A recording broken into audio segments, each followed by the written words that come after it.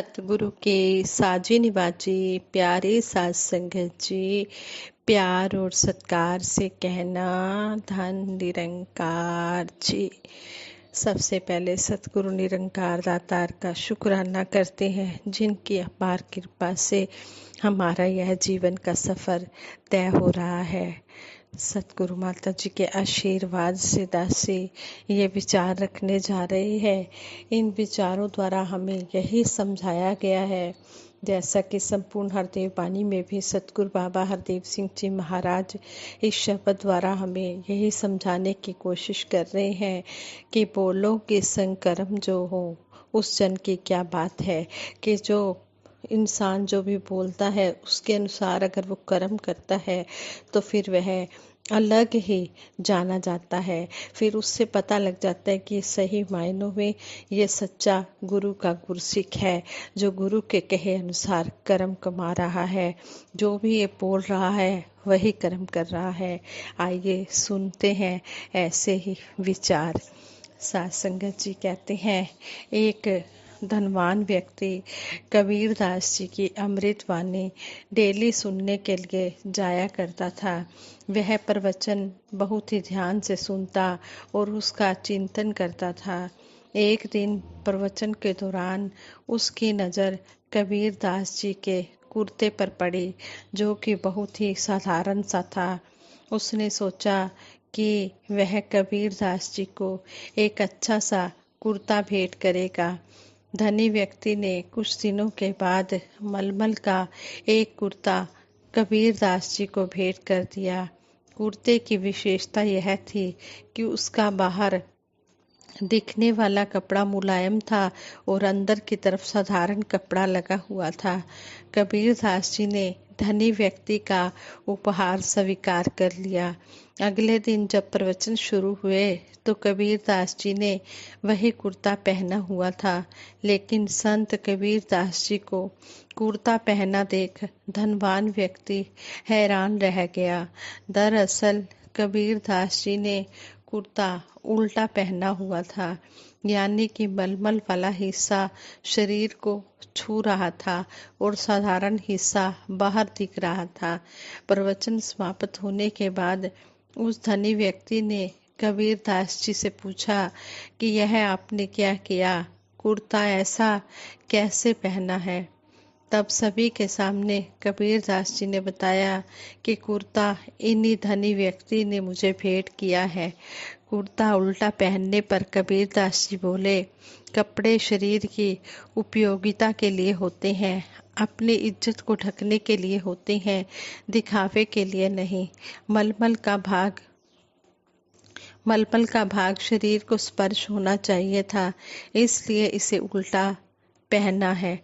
दिखाने के लिए तो साधारण हिस्सा ही काफ़ी है। धनी व्यक्ति और अन्य लोगों को यह बात समझ में आ गई कि कबीर दास जी जो भी बोलते हैं उसे अपने जीवन में उतारते भी हैं। ऐसे ही साध संगत जी कहते हैं कि एक समय की बात है, समागम की संपन्नता के बाद समागम मैदान में सामान समेटने की सेवा चल रही थी। कल तक जो मैदान संतों महापुरुषों से भरा हुआ था, अब वो खाली खाली सा लगने लगा था। ये बहन कहती है कि मैं मेन गेट के आसपास खड़ी थी। इस गेट ने पिछले 4 दिनों में समागम मैदान की जहाँ शोभा बढ़ाई थी, वहीं सबका स्वागत भी किया था। देखा कि जो सुंदर गेट पिछले 2 महीने से बनाया जा रहा था, अब उस गेट के भी टूटने का समय आ गया है। उसके टूटने का प्रोसीजर्स बहुत तेज है। बनने में लगभग 1.5-2 महीने लग जाते हैं और टूटने में बस कुछ घंटे ही लगते हैं। जो महात्मा गेट को उतारने की सेवा में लगे हुए थे, वो उसी मस्ती में थे जिस आनंद के साथ उन्होंने वह गेट बनाया था। इनमें से कई महात्मा ऐसे थे जिनकी आर्थिक परिस्थिति काफ़ी नाजुक थी, फिर भी उन्होंने सेवा के लिए लगभग 2 महीने का समय दिया तो था। किसी का अपना स्वास्थ्य ठीक नहीं था, किसी के घर में कोई अन्य परेशानी थी। अभी कुछ पल गुजरे ही थे, ये सब नज़ारा देखते हुए मेरी आंखों में आंसू आ गए। उन सब में से ही एक सेवा करने वाले महात्मा मेरे पास आकर खड़े हो गए। उस समय मेरे चेहरे पर गम का साया था और उनके चेहरे पर सेवा की खुशी थी।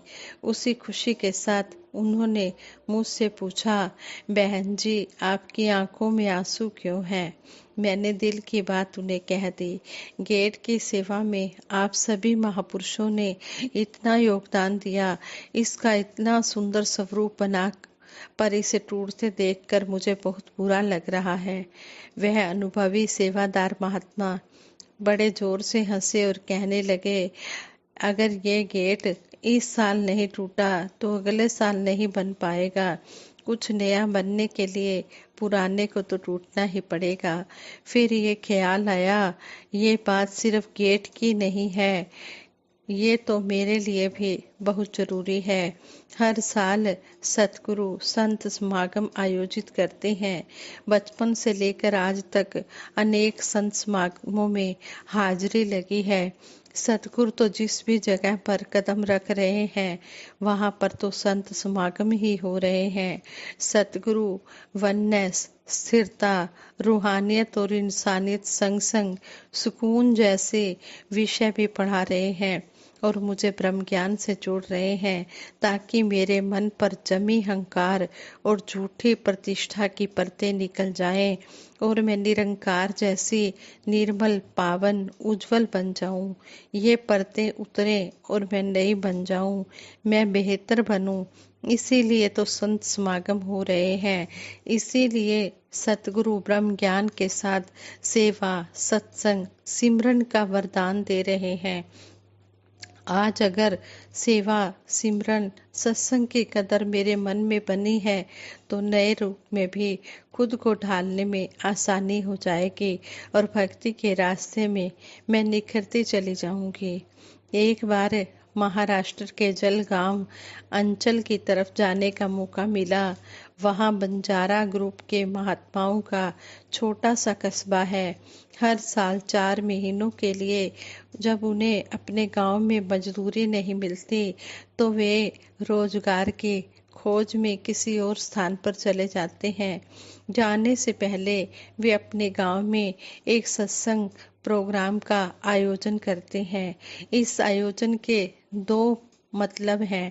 एक यह है कि अगले 4 महीने सत्संग का कोई मौका शायद नए स्थान पर नहीं मिल पाएगा, और दूसरा मतलब यह है कि अपने खुद के गांव में मिशन का ये संदेश पहुंचे कि हमने ईश्वर के दर्शन किए हैं, आप भी ईश्वर के दर्शन कर सकते हैं।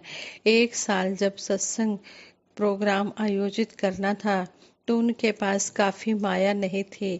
फिर पता चला कि गांव के एक किसान को एक कुआं खोदना है। वे सभी संत महात्मा किसान का कुआं खोदने गए।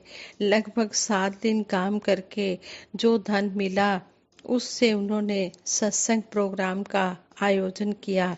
पूरे गांव को इनवाइट करके उन्हें लंगर भी छकाया। इन महात्माओं की सेवा का जज्बा और समर्पित भाव देखकर मन भाव विभोर हो गया। मैं सोचने पर विवश हो गई कि ज्ञान और भक्ति की इस पूरी प्रक्रिया में मैंने क्या पाया है। ब्रह्म ज्ञान तो उन्हें भी वही मिला है और मुझे भी वही मिला है। सेवा, सत्संग, सिमरन उन्हें भी मिला है, मुझे भी मिला है। हाँ, पर एक फर्क समर्पण का अवश्य है।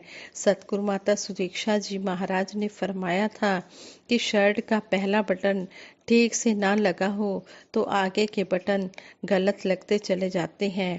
पहला प्रण ही वो मेरा पहला बटन है। तन मन धन का समर्पण मुझे जिंदगी के हर पड़ाव पर, हर क्षण पर, हर पल करना होगा। गुरसिखों के लिए समर्पण ही ताउम्र चलने वाला तप है। भगत समर्पण वाला ही तो अपनी प्रीत निभाता है। जिसने पूरी तरह से अपने आप को सतगुरु के चरणों में सरेंडर कर दिया है, फिर उसे कुछ और मांगने की ज़रूरत नहीं होती, क्योंकि उसने सब कुछ सतगुरु के चरणों में सौंप दिया है। अब सौंप दिया इस जीवन का सब भार तुम्हारे हाथों में है, जीत तुम्हारे हाथों में है, हार तुम्हारे हाथों में। फिर जब जीवन का सब भार सतगुरु के चरणों में समर्पित कर दिया, फिर किसी भी चीज़ का कोई डर नहीं रहता। फिर जिस रंग राखे उस रंग रहना, प्रेम निभाना सीखी है। फिर जिस तरह भी ये हमें चलाता है, जिस तरह भी रखता है, हमने तो अपने आप को सरेंडर कर दिया है, समर्पित कर दिया है। हम फिर हर हाल में खुश रहें और दातार का शुक्राना करें कि आप जी ने हमें अपने चरणों से लगाया है। इसी तरह हमें अपने चरणों से जोड़े रखना, इसी तरह हम अंतिम श्वासों तक आप जी के चरणों में रहकर सेवा, सिमरन, सत्संग का आनंद लेते रहें और समर्पित भाव अपने मन में बनाए रखें। कभी भी हम सतगुरु के चरणों में बैठकर इस बात का अभिमान ना करें कि हम सब कुछ करने नहीं। जब हमने सौंप दिया इस जीवन का सब भार, फिर ये काम भी यही जो इसने करवाने हैं, इस तन से जो सेवा लेनी है ये लेगा। हम हर पल इसका शुक्रिया करें कि दातार आप जी ने इस तन को इस सेवा के लायक समझा, आप जी ने कृपा दी है, कृपा की है। इसी तरह आप जी बल बख्शना, बुद्धि देना, विवेक देना। हम इसी तरह आप जी के कहे अनुसार सेवा, सिमरन, सत्संग करते चले जाएं। सारे सुख दुनिया ने पादों साड़ी झोली विच फिर भी मिलाई रखना। संतां दी टोली विच साध संगत जी प्रेम से कहना, धन निरंकार जी।